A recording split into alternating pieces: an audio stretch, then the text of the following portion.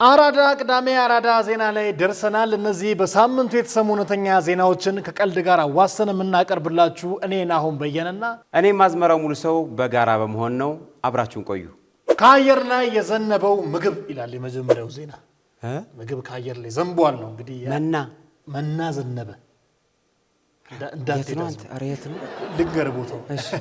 የአውስትራሊያ መንግስት ለእንስሳት ያደረገው አስደናቂ ተግባር እየተሞገሰ ይገኛል። ለአደጋ ጊዜ የተጋለጡትን የዱር እንስሳትን ከራብ ለመታደግ በሺዎች የሚቆጠሩ ኪሎግራም ካሮትና ስኳር ድንች ከአውሮፕላን ላይ ተበተነ።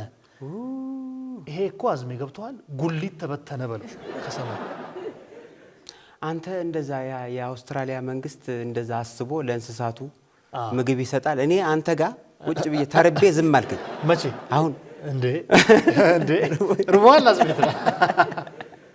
በእውነት አስደናቂ ነገር ነው። በአውስትራሊያ በደረሰው ከባድ ድርቅ ምክንያት የተፈጥሮ ምግብ አቅርቦቶችን የተቋረጠባቸው እና ለጥፋት የተቃረቡትን ብሩሽ ቴይልድ ሮክ ዋሊብ የተሰኙ እንስሳትን ወይ ብርቅዬ እንስሳቶች ናቸው ለማዳን መንግስት አስገራሚ እርምጃ ወስዷል ነው የተባለው። ያው ምግብን አዝንቧል።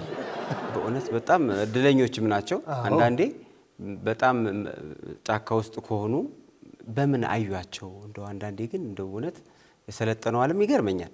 ርቧል እንደዚህ ርቧል። አሁን እንደወጣው በላል መብላት አለ እንዲዘም ተመኘ ብዬ እኮ ነው። እንደው አይ እንስሳትን እንደተራቡ ራሱ ማወቅና የሰው ልጅ ለእንስሳትም ኃላፊነት እንኳን ለሰው ልጅ ለእንስሳትም ኃላፊነት እንዳለበት ማወቁ በጣም ትልቅ ነገር። ባለስልጣናቱ እንስሳቱ በሚገኙባቸው ርቀው በሚገኙና ለሰው ልጅ ለመድረስ አስቸጋሪ በሆኑ ተራራማ አካባቢዎች ላይ በሺዎች የሚቆጠር ፓውንድ ካሮት፣ ስኳር ድንች ከአየር ላይ እንዲዘንብ አድርገዋል ነው የተባለው። ካሮትና ስኳር ድንች ግን ካሮት እኮ ትልልቅ ነው፣ ሊገል ይችላል። ድንች አሁን ከሰማይ ወርዶ አናትህን ቢልህ አይደለም እንስሳትን አይ ይስታቸዋል። ብዙ ላይሆኑ ይችላሉ እንዴ በብዙ ሺህ ኪሎግራም እኮ ነው። ቢመታትም ምግቧ ነው። ሳትበላ ብትሞትስ አድናለሁ ብለህ መግደል። ከትፈው ሊሆን ይችላል በችብስ መልክ ከትፈው ካዘነቡት እኮ ምንም አይጎዳቸው። ደሞስ ምግባቸው ቢገድላቸው ምን ችግር አለው? ተርበው ከሚሞቱ ሳይበሉት ተኮርኩመው። ያልተለመደ የነፍስ አድን ተልእኮ እንግዲህ እንስሳት በድርቅ ምክንያት ከሚያጋጥማቸው የረሃብ ሞት እንዲተርፉ ትልቅ ተስፋ ሆኗቸዋል ነው የተባለው። የአካባቢ ጥበቃ ባለሙያዎች እንደሚሉት ከሆነ ይህ አይነት ድጋፍ እንስሳቱ የተፈጥሮ መኖሪያቸውን እስከሚያገግም ድረስ ህይወታቸውን ለማቆየት ወሳኝ ነው። ለመጪው ትውልድም ያው እንስሳቶቹ ሲተርቱ አስቡ። እነዚህ እንስሳቶች ለልጅ ልጆቻቸው አሁን ዘመን ነው እንዴ? በእኛ ጊዜ ካሮት ዘንቦ ድንች ወርዶ እንዴ መብረቁ እኮ ቲማቲም ነበር ነው። እኛ በድንጋይ ዳቦ በነበረበት ዘመን ነበር ካሮት በዘነበበት ዘመን እያሉ ያወራሉ።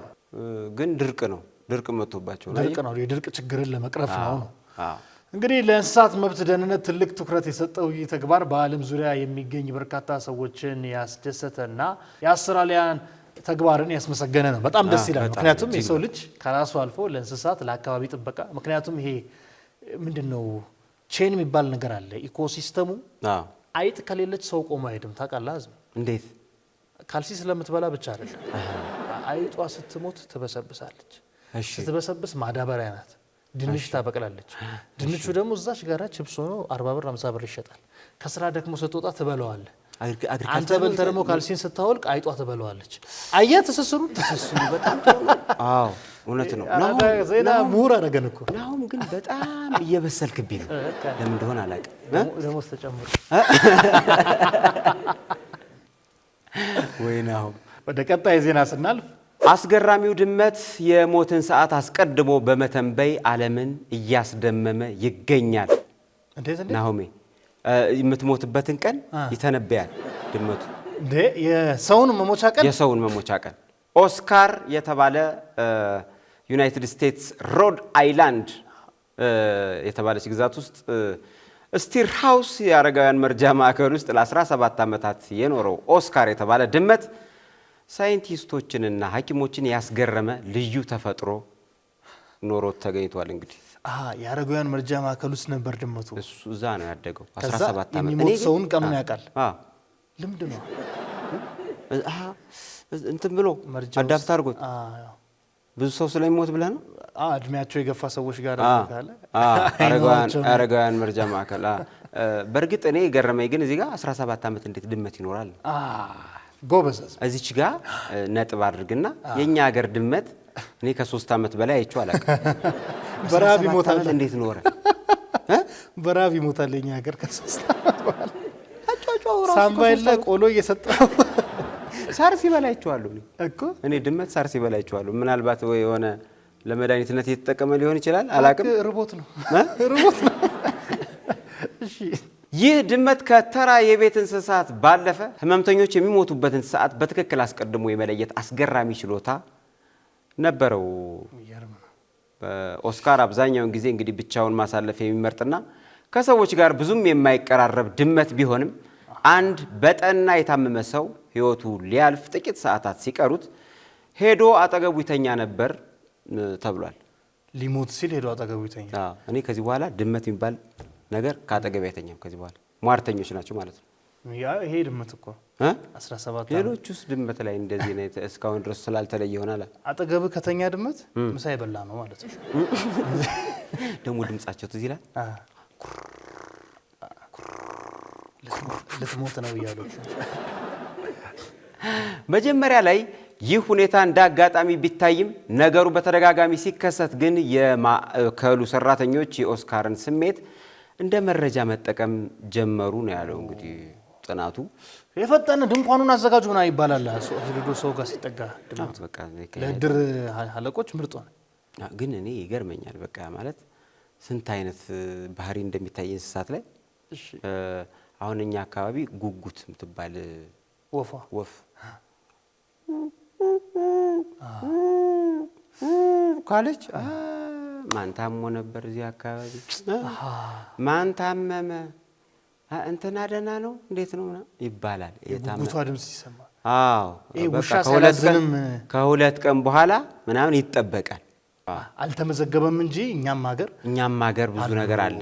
እውነት ለመናገር ወደ ገጠር አካባቢ ሄደው እንደው ፈረንጆች እንደው ብዙ ጊዜ ወደኛ አካባቢ ቢመጡና ጥናት ቢያደርጉ ብዙ ነገር ነው የሚያገኙት። እኔ ግን ጉሻኛ ሰፈር አላዘነ መሽለት እንደው እሺ፣ በጣም በምሽት አላዘነ ጨነቀን። እሺ፣ ከዛ እንዳልከው ስንጠብቅ ለካ የኔ ኪስ ባዶ ነው የሞተው ኪሴ ነው። ድመቱ ከአንድ ህመምተኛ አጠገብ ከተገኘ የማዕከሉ ሰራተኞች ቤተሰቦቻቸውን የመጨረሻውን ስንብት እንዲያደርጉ ወዲያውኑ ስልክ መደወል ይጀምራሉ ነው የተባለው።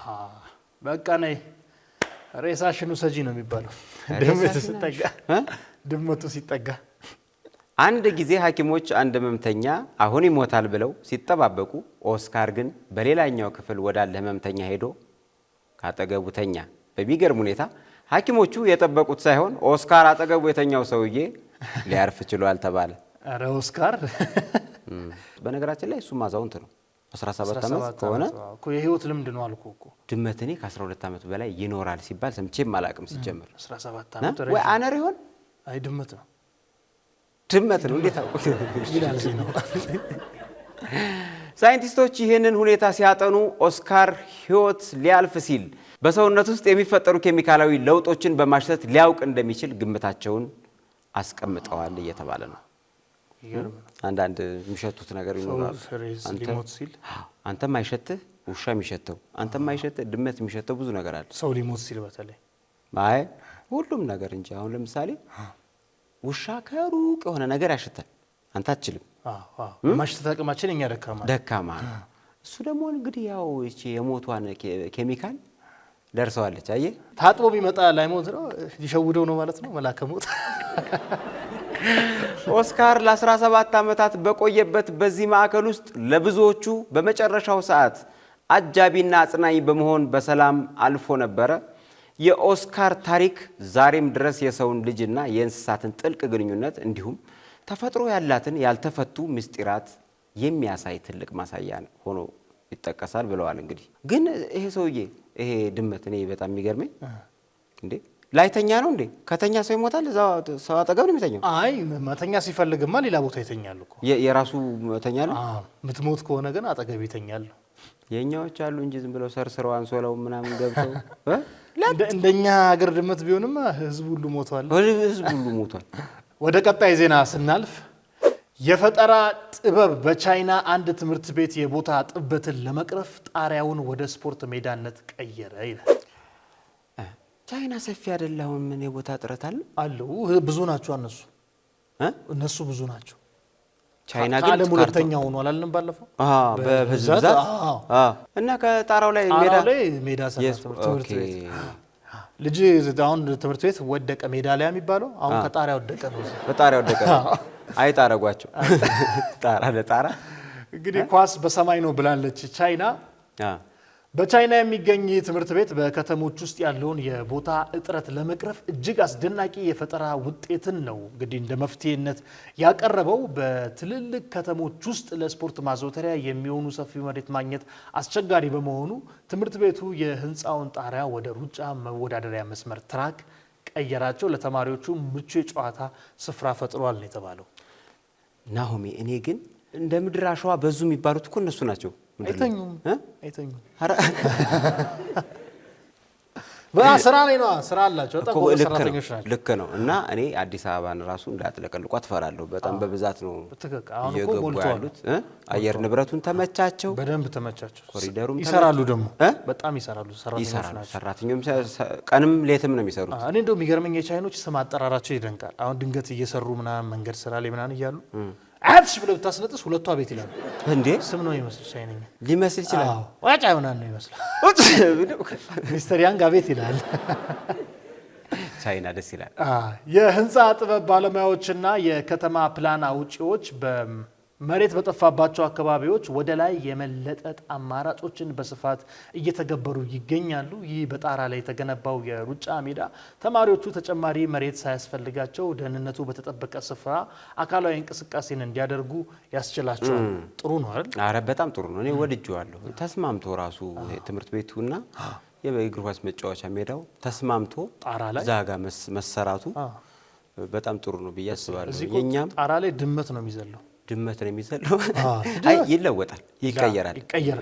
እንደገና ደግሞ አንዳንድ አሁን ባለ ሀብቶች ምናምን ጣራቸው ቢፈቅዱልንና እዛው ብንኖር ምናምን እኛ ራሱ አሁን ብንኖር አላዝሚ ብንጫወት ነው እንጂ አይ ጠቅላላ ለገማት ነው። ይሄ በቅጡ በኮነነኝ አለ።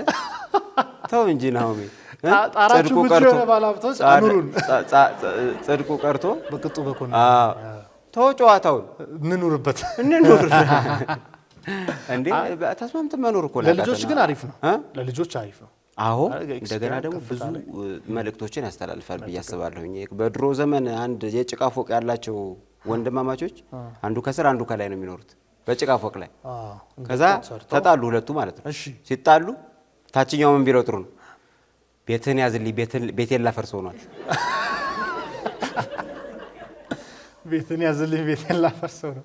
ተንሳፋፊ ቴክኖሎጂ እስኪመጣ ድረስ እንጠብቃለን። በጣም ከባድ ነው። እንግዲህ ሜዳው ለተማሪዎች ደህንነት ሲባል ልዩ ጥበቃ የሚደረግባቸው አጥሮች፣ የማያንሸራትቱ ወለሎችና የሰዎችን እንቅስቃሴ መሸከም የሚችል ጠንካራ መዋቅር እንዲኖሩ ተደርጎ ተገንብቷል ነው። ይህም ተማሪዎች በጠበበው የከተማ አካባቢ ውስጥ ሆነው ያለምንም ስጋት ስፖርታዊ እንቅስቃሴያቸውን እንዲያከናውኑ ትልቅ እድል ሰጥቷቸዋል። ገብቷል አዝም እዚህ ጋር ይኸውልህ የከተማ ልጅ በጣም ይቸገራል። እንደውም አሁን እኛ ከተማ ውስጥ ብዙ መጫወቻ ቦታዎች እየተሰሩ ነው አዲስ አበባ ላይ እንጂ ከተማ ላይ የሚያድግ ልጅ በቃ በፎቅ ተከቦ ወደ ገጠር ካየ እኮ 3 ኪሎ ሜትር ሄዶ ነው የሚማረው።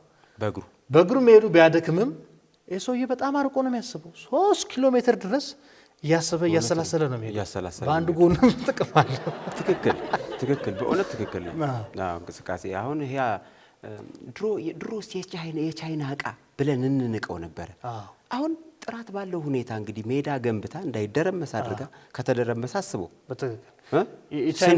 ስንት ብላክቦርድ እና ስንት መጽሐፍ እንደሚወድ ተማሪዎችን ተዋቸው። ተማሪዎች ዋናው ተማሪ ነው። ኢንቨስትመንቱ ላይ ነው የሚያስበው አዝሜ። አይ ነው ተማሪዎች በሌሉበት ሰዓት ነው የሚደረመስ። እነሱ ሀገር ሌሊት ምናምን እኮ ነው ናዳም የሚነሳው። እሺ አስተባብራል።